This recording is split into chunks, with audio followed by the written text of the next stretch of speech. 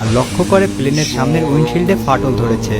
তো তারা বুঝতে পারে এটা মোটেও ভালো লক্ষণ নয়, তাই তারা দ্রুত বিষয়টি এয়ার ট্রাফিক কন্ট্রোলকে জানায়। সেখান থেকে তাদেরকে আরও উঁচুতে উঠতে বলা হয় যাতে বাতাসের চাপ কম থাকে।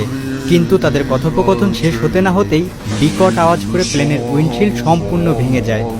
প্রচণ্ড বাতাসের বেগে কায় জানালা দিয়ে অর্ধেক বেরিয়ে যায় এবং লিও তার সমস্ত শক্তি দিয়ে তাকে ভেতরের দিকে টেনে ধরে।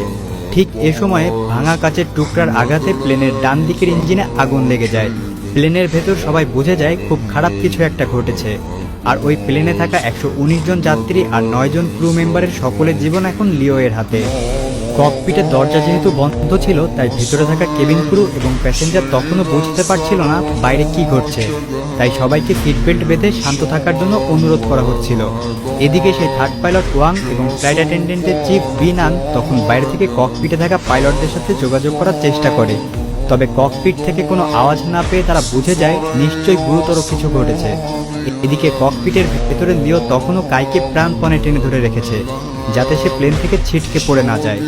এবার লিও আস্তে আস্তে কাইকে ছেড়ে দিয়ে তার আসনে ফিরে আসে আর প্লেনের কন্ট্রোল নিজ হাতে নিয়ে কন্ট্রোল রুমের সাথে যোগাযোগ করে। ঠিক ওই সময় তারা বরফে ঢাকা পাহাড়ের উপর দিয়ে উড়ে যাচ্ছিল, তাই সামান্য 19-20 হলেই তারা সোজা গিয়ে পাহাড়ে ধাক্কা খাবে। তখন প্লেনটি হঠাৎ ডানে অনেকটা ঘুরে যায় আর এতে যাত্রীরা সবাই একপাশে চলে যেতে শুরু করে। এবার যাত্রীদের মাঝেও পুরোপুরি আতঙ্ক ছড়িয়ে পড়ে আর তারা সিট বেল্ট শক্ত করে বেঁধে নেয়। ফ্লাইট অ্যাটেন্ডেন্টরা নিজেদের জীবন বাজি রেখে তখন সেখানে থাকা বয়স্ক আর বাচ্চাদের সাহায্য করতে থাকে। এদিকে লিও আপ্রাণ চেষ্টা করছে প্লেনের কন্ট্রোল ফিরে পাওয়ার জন্য। তখন লিও প্লেনটিকে একটি আচমকা টান দেয় আর এতে কাই আবারও প্লেনের ভেতর চলে আসে। সে কাইকে ভেতরে আনার জন্য ইচ্ছে করেই এমনটি করে। তবে এতে ককপিটের দরজা আচমকা খুলে যায় আর প্রচণ্ড বাতাসের চাপে সবকিছু এলোমেলো হয়ে যেতে শুরু করে।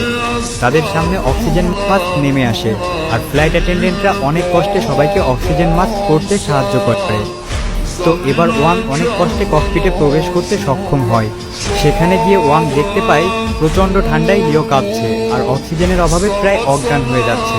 তখনই ওয়াং লিওয়ের মুখে একটি অক্সিজেন মাস্ক দিয়ে দেয় আর কোনো মতে বোতাম টিপে প্লেনটিকে আরও নিচুতে নিয়ে আসে।